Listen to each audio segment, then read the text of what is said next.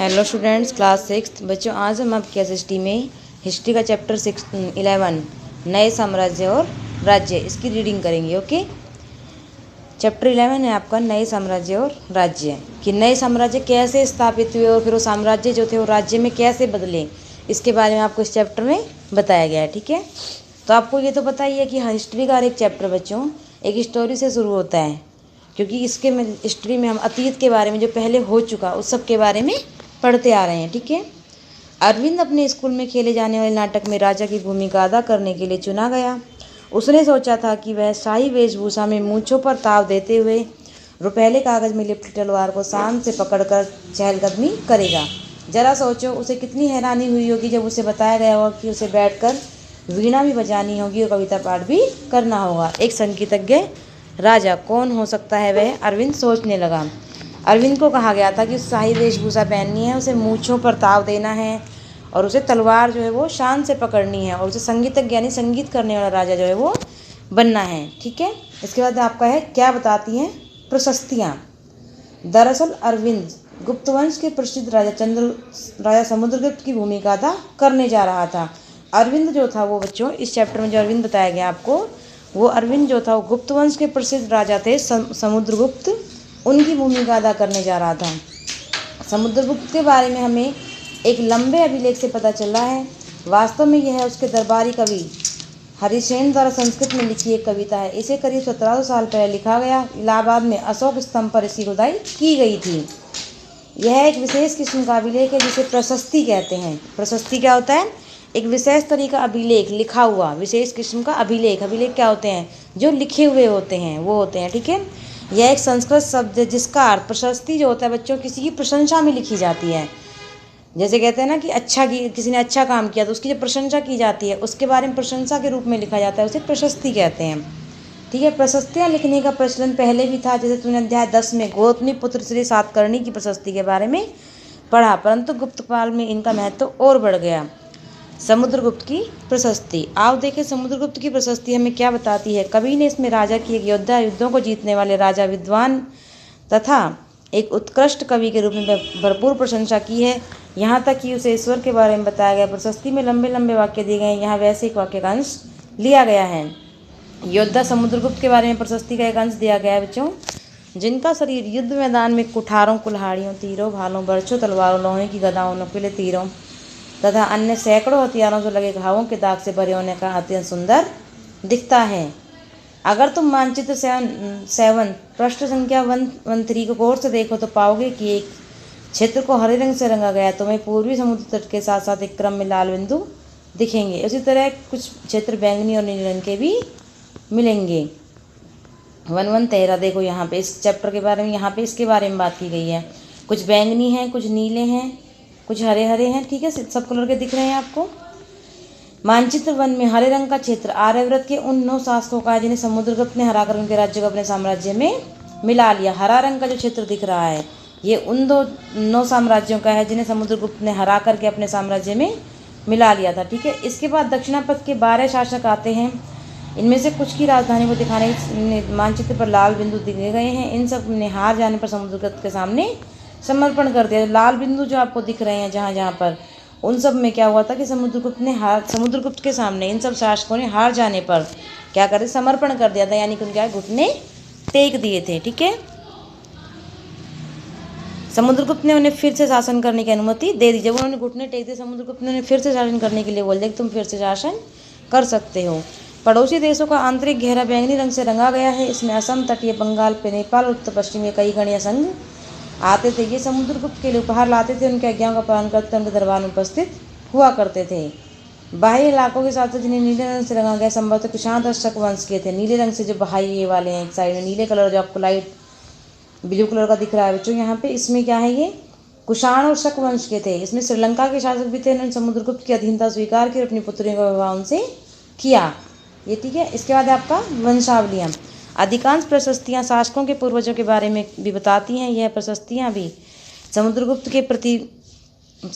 के पितामह यानी कि परदादा, दादा, पिता और माता के बारे में बताती है। उनकी माँ कुमार देवी लिच्छवी गण की थी और पिता चंद्रगुप्त गुप्त वंश के पहले शासक थे। समुद्रगुप्त के जो वंशावली यानी इसके वंश के बारे में बताया गया है कि उनकी माँ कौन थी, कहाँ की थी, उनके पिता कौन थे, इन सब के बारे में, ठीक है। जिन्होंने महाराजाधिराज जैसी बड़ी उपाधि धारण की, समुद्रगुप्त ने भी यह उपाधि धारण की। अब बच्चों यहाँ से आपका बीच में से क्वेश्चन बन सकता है ऐसे कि समुद्रगुप्त मौर्य के जो पिता थे गुप्त वंश के, उन्होंने किसकी उपाधि धारण की थी? महाराजाधिराज की, ठीक है। तो आपको ये चैप्टर अच्छे से रीड करना चाहिए, बीच में सब क्वेश्चंस बनते हैं एसएसटी और हिंदी दोनों में। समुद्रगुप्त ने भी उपाधि धारण की, उनके दादा परदादा का महाराज के रूप में उल्लेख है। इससे यह आभास मिलता है कि धीरे धीरे इस वंश का महत्व बढ़ता गया। समुद्रगुप्त के बारे में हमें उनके बाद के शासकों जैसे उनके बेटे चंद्रगुप्त द्वितीय की वंशावली, पूर्वजों की सूची से जानकारी मिलती है। उनके बारे में अभिलेख कर सिक्कों से पता चलता है। उन्होंने पश्चिम भारत में सैन्य अभियान में अंतिम शासक को परास्त किया। बाद में ऐसा विश्वास किया जाने लगा कि उनका दरबार विद्वानों से बड़ा था। कवि कालिदास और खगोल शास्त्री आर्यभट्ट उनके दरबार में थे। इनके विषय में तुम जानकारी अध्याय 12 में मिलेगी। हर्षवर्धन तथा हर्षचरित्र। जिस तरह गुप्त वंश के शासकों के बारे में अभिलेखों तथा सिक्कों से पता चलता है, उस तरह कुछ अन्य शासकों के बारे में उनकी जीवनी से पता चलता है। जैसे एक राजा हर्षवर्धन था, जिन्होंने करीब 1400 साल पहले शासन किया। उनके दरबारी कवि बाणभट्ट ने संस्कृत में उनकी जीवनी हर्षचरित्र लिखी। इसमें हर्षवर्धन की वंशावली देते उनके राजा बनने तक का वर्णन है। चीनी तीर्थयात्री स्वयं सांग, जिनके बारे में तुमने अध्याय 10 में पढ़ा, काफ़ी समय के लिए हर्ष के दरबार में रहे। उन्होंने वहाँ जो कुछ देखा उसका विस्तृत विवरण दिया है। हर्ष अपने पिता के सबसे बड़े बेटे नहीं थे, पर अपने पिता और बड़े भाई की मृत्यु हो जाने पर थानेसर के राजा बने। हर्ष जो थे अपने पिता के सबसे बड़े बेटे नहीं थे, लेकिन उनके बड़े भाई की मृत्यु हो गई थी, इसलिए वो थानेसर के राजा बनाए गए थे। उनके बहनों कन्नौज के शासक थे। जब बंगाल के शासक ने उन्हें मार डाला तो हर्ष ने कन्नौज को अपने अधीन कर लिया और बंगाल पर आक्रमण कर दिया। मगध तथा बंगाल को जीतकर उन्होंने पूर्व में जितनी सफलता मिली थी, उनकी सफलता अन्य जगहों पर नहीं मिली। जब उन्होंने नर्मदा नदी को पार कर दक्कन की ओर आगे बढ़ने की कोशिश की, तब चालुक्य नरेश पुलकेशिन द्वितीय ने रोक दिया। पल्लव, चालुक्य और पुलकेशिन द्वितीय की प्रशस्तियाँ। इस काल में पल्लव और चालुक्य दक्षिण भारत के सबसे महत्वपूर्ण राजवंश थे। पल्लवों का राज्य उनकी राजधानी कांचीपुरम के आसपास के क्षेत्रों से लेकर कावेरी नदी के डेल्टा तट तक फैला था, जबकि चालुक्यों का राज्य कृष्णा और तुंगभद्रा नदियों के बीच में स्थित था। चालुक्यों की राजधानी एहेल थी। कौन सी राजधानी चालुक्यों की? एहोल। यह एक प्रमुख व्यापारिक केंद्र था। धीरे धीरे धार्मिक केंद्र भी बन गया, जहाँ कई मंदिर थे। पल्लव और चालुक्य एक दूसरे की सीमाओं का अतिक्रमण करते थे। मुख्य रूप से राजधानियों को निशाना बनाया जाता था समुद्र में जो समृद्ध शहर थे। पुलकेशिन द्वितीय सबसे प्रसिद्ध चालुक्य राजा थे। उनके बारे में उनके दरबारी कवि रवि कीर्ति द्वारा रचित प्रशस्ति से पता चलता है। इसमें उनके पूर्वजों, खासतौर से पिछली 4 पीढ़ियों के बारे में बताया गया है। पुलकेशिन द्वितीय को अपने चाचा से राज्य मिला था। रवि कीर्ति के अनुसार उन्होंने पूर्व तथा पश्चिम दोनों समुद्र तटीय इलाकों में अपने अभियान चलाए। इसके अतिरिक्त उन्होंने हर्ष को भी आगे बढ़ने से रोका। हर्ष का अर्थ आनंद होता है। कवि का कहना है कि इस पराजय के बाद हर्ष अब हर्ष नहीं रहा। पुलकेशिन द्वितीय ने पल्लव राजा के ऊपर भी आक्रमण किया, जिसे कांचीपुरम की दीवार के पीछे शरण लेनी पड़ी। पर चालुक्यों की विजय अल्पकालीन थी। लड़ाई से दोनों वंश दुर्बल होते गए। पल्लवों और चालुक्यों का अंतर राष्ट्रकूट तथा चोल वंशों ने समाप्त कर दिया। इसके बारे में तुम कक्षा 7 में पढ़ोगे। इन राज्यों का प्रशासन कैसे चलता था? पहले के राजाओं की तरह इन राजाओं के लिए भूमि का सबसे महत्वपूर्ण बना रहा। प्रशासन की प्राथमिक इकाई गाँव होते थे, लेकिन धीरे धीरे कई नए बदलाव आए। राजाओं ने आर्थिक, सामाजिक, राजनीतिक या सैन्य शक्ति रखने वाले लोगों का समर्थन जुटाने के लिए कई कदम उठाए। उदाहरण के तौर पर कुछ महत्वपूर्ण प्रशासकीय पद आनुवंशिक बन गए, अर्थात बेटे अपने पिता का पद पाते, जैसे कवि हरिसेन अपने पिता की तरह महादंडनायक अर्थात मुख्य न्यायाधिकारी थे। कभी कभी एक ही व्यक्ति कई पदों पर कार्य कर, जैसे कि हरिसेन तथा महादंड का नायक होने के साथ साथ कुमारमात्य अर्थात एक महत्वपूर्ण मंत्री तथा एक संधि विग्राहिक अर्थात युद्ध और शांति के विषयों का मंत्री भी था। संभवतः वहाँ के स्थानीय प्रशासन में प्रमुख व्यक्तियों का बहुत बोलबाला था। इनमें नगर श्रेष्ठी यानी मुख्य बैंकर या शहर का व्यापारी, सारतवा यानी व्यापारियों काफिले का नेता, प्रथम कुलिक यानी इसमें जो है ये बताया गया है कि जो कुछ महत्वपूर्ण जो थे कि मतलब कैसे कैसे उनमें बदलाव आया और कैसे कैसे वो एक सैन्य शक्ति के रूप में जुट गए, इसके बारे में यहाँ पे बात की गई है। ठीक है, इसके बाद आपका नेक्स्ट है इसमें एक नए प्रकार की सेना। कुछ राजा अभी पुराने राजाओं की तरह एक सुसंगठित सेना रखते थे, जिसमें हाथी, रथ, घुड़सवार, पैदल सिपाही होते थे, पर इनके साथ साथ कुछ सेनायक भी होते थे जो आवश्यकता पड़ने पर राजा को सैनिक सहायता दिया करते थे। इन सेनायकों को कोई नियमित वेतन नहीं दिया जाता था।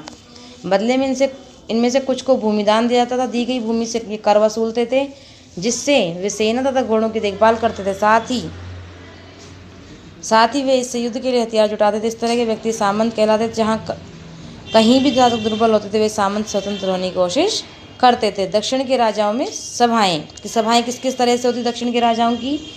पल्लवों के अभिलेखों में कई स्थानीय सभाओं की चर्चा है। इनमें से एक था ब्राह्मण भूस्वामियों का संगठन, जिसे सभा कहते थे। क्या था सभा? ब्राह्मण भूस्वामियों का संगठन था एक, जिसे सभा कहा गया है।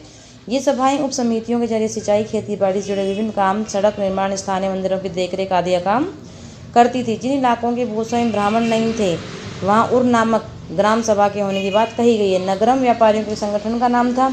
संभवतः इन सभाओं पर धनी तथा शक्तिशाली भूस्वामियों और व्यापारियों का नियंत्रण था। इनमें से बहुत बड़ी स्थानीय सभाएं शताब्दियों तक काम करती रही।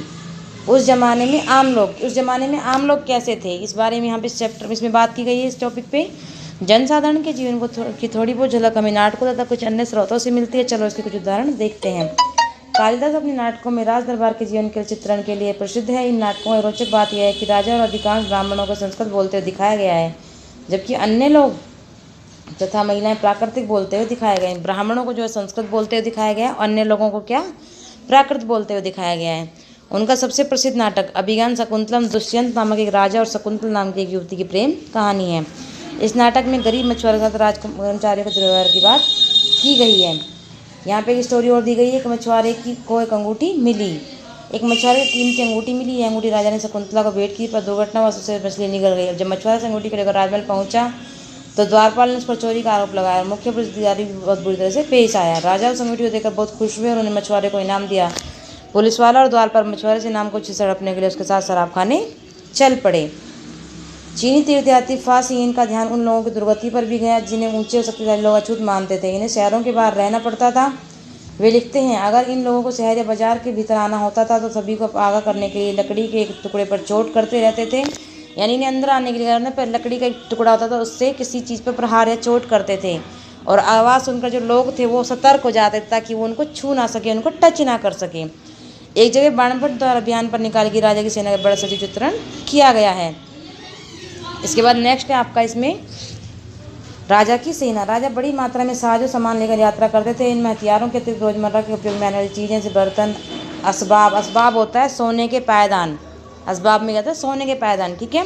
खाने पीने का सामान, बकरी, हिरण, खरगोश, सब्जियां, मसाले आदि विभिन्न प्रकार की चीज़ें शामिल होती थी। ये सारी चीज़ें ठेले गाड़ियों पर या ऊँटों तथा हाथियों जैसे सामान ढोने वाले जानवरों की पीठ पर लाद कर ले जाया जाती थी। इस विशाल सेना के साथ संगीतकार नगाड़े, बिगुल तथा तुरही बजाते चलते रहते थे।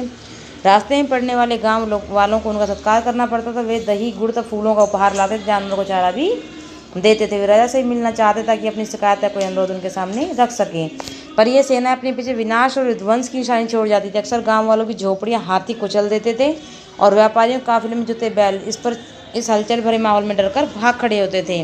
बाणभट्ट लिखते हैं, पूरी दुनिया धूल गर्द में डूब जाए। जब ये सेनाएं लेकर चलते थे तो क्या होता था कि जो गांव था उसको ये तबाह करते हुए चलते थे, क्योंकि हाथी जो है वो गांव वालों की झोपड़ियां वगैरह होती थी उन पर चढ़ जाते थे। और जो गांव वालों के पशु थे वो जब इस आवाज़ को सुनते थे तो वो भी भागने के लिए खड़े हो जाते थे, अपनी जगह से भाग जाते थे। अन्यत्र मानचित्र में अरब ढूंढो मरुभूमि होते हुए सदियों से अरब यात्रा का बहुत बड़ा केंद्र था। दरअसल अरब व्यापारिता नाविकों ने भारत और यूरोप के समुद्री व्यापार बढ़ाने में महत्वपूर्ण भूमिका निभाई थी। अरब में रहने वाले अन्य लोगों में बेदुइन थे जो घुमक्कड़ कबीले होते थे। ये मुख्य रूप से ऊँटों पर आश्रित होते थे, क्योंकि यह एक ऐसा मजबूत जानवर है जो मरुभूमि में स्वस्थ रह सकता है। लगभग 1400 साल पहले पैगंबर मोहम्मद ने अरब में इस्लाम नामक एक नए धर्म की शुरुआत की। ईसाई धर्म की तरह है इस्लाम ने भी अल्लाह को सर्वोपरि माना है। इसके बाद सभी को समान माना गया है। यह इस्लाम धर्म के पवित्र ग्रंथ कुरान का एक अंश दिया गया है। इसको आपको खुद से पढ़ना है, ठीक है। जो अंश दिया हुआ है कुरान के बारे में क्या क्या दिया हुआ है। अब बच्चों आपको ये चैप्टर अच्छे से रीड करना है, क्योंकि आपके बीच में से बहुत सारे क्वेश्चंस बन रहे हैं इस चैप्टर में, ठीक है। तो आपके एग्जाम में जो आएंगे वो बीच में से क्वेश्चन ज़्यादा आते हैं बजाय पीछे जो लास्ट में दिए हुए हैं उनके क्वेश्चंस के, ठीक है। ओके बच्चों, आज के लिए इतना ही। थैंक यू बच्चों।